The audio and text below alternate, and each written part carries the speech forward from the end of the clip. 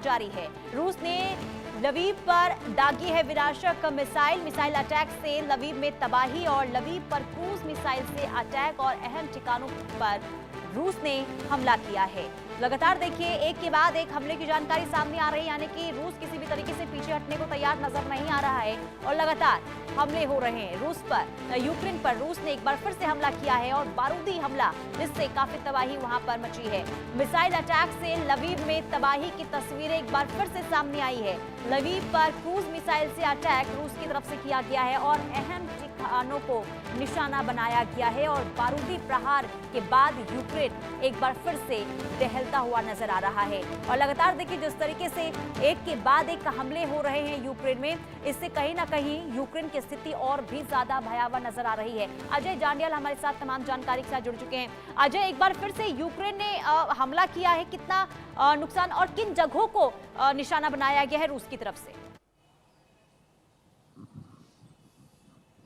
देखिए, बिल्कुल आपको बता दूं कि रूस का एक ताज़ा हमला जिसमें यूक्रेन के तेलवीव इलाके को निशाना बनाया गया है और लगातार रूस की हमले जो है वो रुकने का नाम नहीं ले रहे हैं। जिस तरीके से लगातार ट्रंप कोशिशें कर रहे थे कि युद्ध जो है वो खत्म हो, मगर ऐसा लग नहीं रहा है और खासतौर पे रूस यूक्रेन को लेकर साफ है कि किसी भी तरीके से यूक्रेन को बख्शा नहीं जाएगा और यूक्रेन पर हमलों के सिलसिले को ताज़ा जारी रखा जाएगा। अभी 2 दिन पहले ही ये खबर आई थी कि नाटो कंट्री जो है वो यूक्रेन को मदद दे रही हैं और ऐसे हथियार मुहैया करवा रही हैं जो अब तक जो है यूक्रेन के पास नहीं थे। मगर उसी बीच अचानक से रूस का हमला और हमले में बड़ा नुकसान तेलवीव इलाके में किया गया है। ये साफ बताता है कि ये मिसाइल अटैक जो हैं वो रूस के जो हैं वो काफी घातक साबित हो रहे हैं इस वक्त यूक्रेन के लिए। बिल्कुल अजय, क्योंकि देखिए ये बताया जा रहा है कि रूस की तरफ से इस बार जो मिसाइल से अटैक किया गया है वो अहम ठिकाने हैं यूक्रेन के। कौन से वो ठिकाने हैं? देखिए, दरअसल जिस जगह पर रूस को इस चीज़ की जानकारी मिलती है कि यूक्रेन की डिफेंस फोर्सेस का ठिकाना वो हो सकता है, यूक्रेन के जो इंटेलिजेंस विंग है उसका वो ठिकाना हो सकता है, उन इलाकों को रूस चुन चुन कर निशाना बना रहा है। तेलवीव के जिस इलाके में जिस इमारत को निशाना बनाया गया है वहाँ पर भी इसी चीज़ की भनक जो है वो रूस को लगी थी, जिसके बाद ये ताज़ा हमला किया गया और उसमें काफ़ी नुकसान होने की आशंका जताई जा रही है। मगर आप देखें तो जिस तरीके से ये हमले तेज़ हो रहे हैं, इससे साफ हो जाता है कि रूस पर जितना मर्जी दबाव बना लिया जाए, रूस रुकने वाला नहीं है। यूक्रेन को किसी भी तरीके से वो बख्शेगा नहीं और इसी चीज को लेकर लगातार हमलों का सिलसिला जो है वो तेज किया गया है। लेकिन इस बार रूस की तरफ से लवीव को निशाना बनाया गया है। लवीव को निशाना बनाने के पीछे की क्या रूस की तरफ से अभी वजह सामने आई है? और क्योंकि देखिए ये कोई पहली बार नहीं है जब रूस की तरफ से इस तरीके से अटैक किया गया। इससे पहले हम लगातार बीते 3 सालों से देख रहे हैं कि रूस अपने कदम पीछे हटाने को तैयार नहीं है, यूक्रेन भी पीछे हटने को तैयार नहीं है। तो माना जाए रूस की तरफ से जो ये प्रहार किया गया है इसका पलटवार यूक्रेन की तरफ से भी होना तय है। अजय,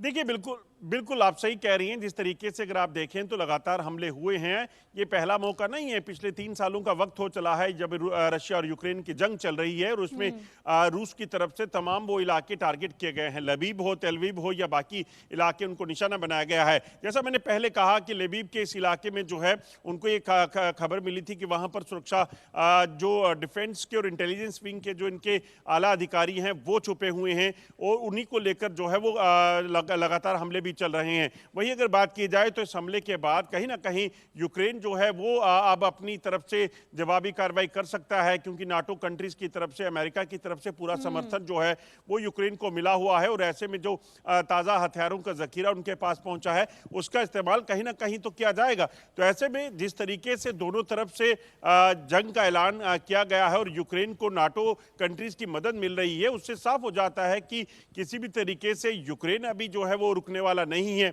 मगर अगर रुकेंगे नहीं तो आप देखेंगे कि जिस तरीके से लगातार लोगों के मारे जाने का सिलसिला जारी है, डिस्ट्रक्शन जारी है, वो रुकेगी नहीं। ठीक है अजय, आपके पास वापस लौटूंगी। बड़ी खबर सामने आ रही है। देखिए, रूस यूक्रेन युद्ध से जुड़ी एक और बड़ी खबर, यूक्रेन के क्रामाटोर्स्क में रूस का हमला हुआ है। यूक्रेनी पोस्ट पर रूस ने ड्रोन दागे हैं और ड्रोन हमले में यूक्रेनी पोस्ट तबाह हुए हैं। तो एक और जगह जहां पर रूस की तरफ से हमला और यूक्रेनी पोस्ट पर रूस ने ड्रोन दागे। एक तरफ लवीव, तो दूसरी तरफ आपको बता दें कि यूक्रेनी पोस्ट को तबाह किया गया है और क्रामाटोर्स्क में रूस का ये हमला देखने को मिल रहा है। यानी कि रूस इस वक्त एक बार फिर से आक्रामक तेवर में नजर आ रहा है और यूक्रेन को एक बार फिर से निशाने पर लिया गया है। अजय हमारे साथ बने हुए हैं।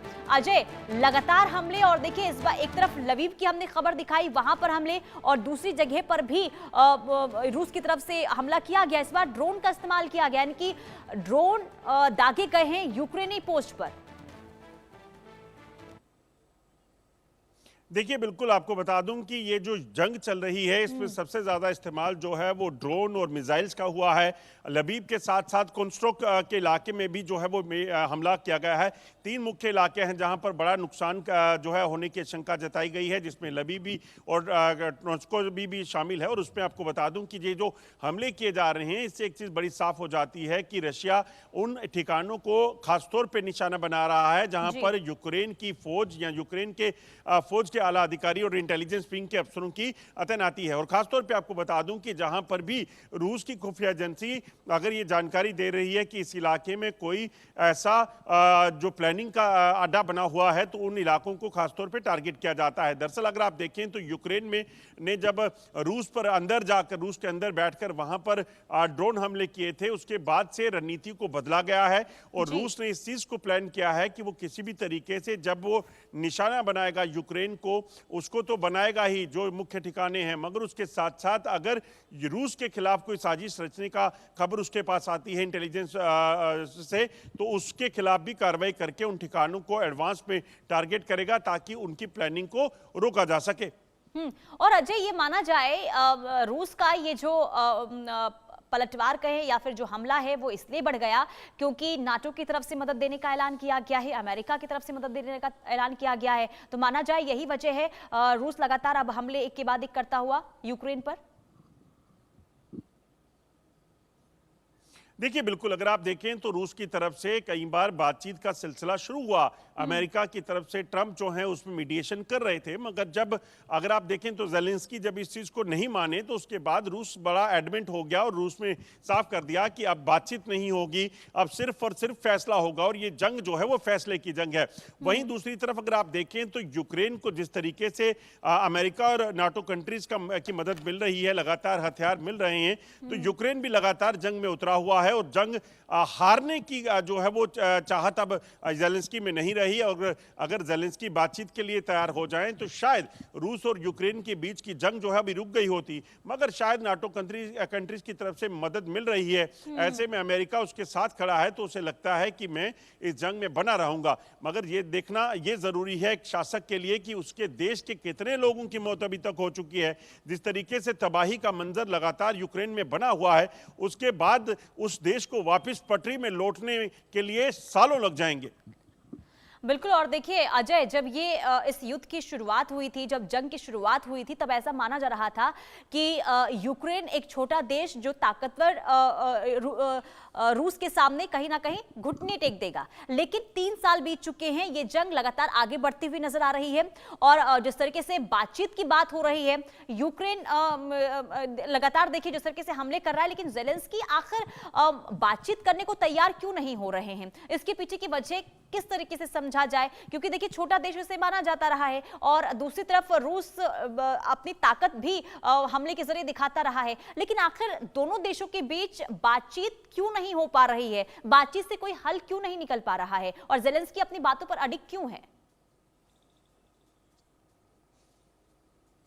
देखिए, एक चीज़ बड़ी साफ है कि जिस तरीके से यूक्रेन को नाटो कंट्रीज की मदद मिल रही है, उसके बाद यूक्रेन जो है वो नहीं चाहते, ज़ेलेंस्की नहीं चाहते कि ये युद्ध जो है ये रुके, क्योंकि उन्हें पता है कि उनके शासनकाल में अगर युद्ध जो है वो हार गए तो वो इसके लिए जो है उनको माफ़ नहीं किया जाएगा। अब इसे ईगो प्रॉब्लम कहें या क्या कहें, मगर क्योंकि अगर कहीं भी किसी भी देश के बीच में युद्ध होता है तो युद्ध में पूरे तरीके से तबाही के अलावा कुछ नहीं मिलता। और अगर आप देखें तो जिस तरीके से से तबाही का मंजर अभी है। हजारों की संख्या में लोग मारे गए हैं, लाखों लोग घायल हुए हैं और हजारों घर जो है वो तबाह हो चुके हैं। और देश अगर देखें तो तबाही और बर्बादी को देख रहा है, क्योंकि नाटो कंट्रीज जो मदद कर रही हैं वो सिर्फ हथियारों और पैसों की मदद दे सकती हैं। जान जो जा रही है वो यूक्रेन के लोगों की जा रही है या रशिया के लोगों की जा रही है। तो ऐसे में उस शासक को देखना है कि वो किस तरीके से इस युद्ध में बने रहकर अपने लोगों की मदद कर सकता है, रोक सकता है, या फिर उन लोगों को बचाने के लिए फैसला लेता है। नाटो कंट्रीज मदद देंगी, मगर क्या नाटो कंट्रीज इस चीज में जो है वो बातचीत के लिए कहीं हो रही है? क्योंकि अल्टीमेटली युद्ध जब खत्म होगा वो तभी हो सकता है, या तो रशिया उसे ओवरटेक करेगा या फिर दोनों के बीच बातचीत होगी, किन्हीं बिंदुओं को लेकर उस पर कहीं ना कहीं फैसला लेना पड़ेगा।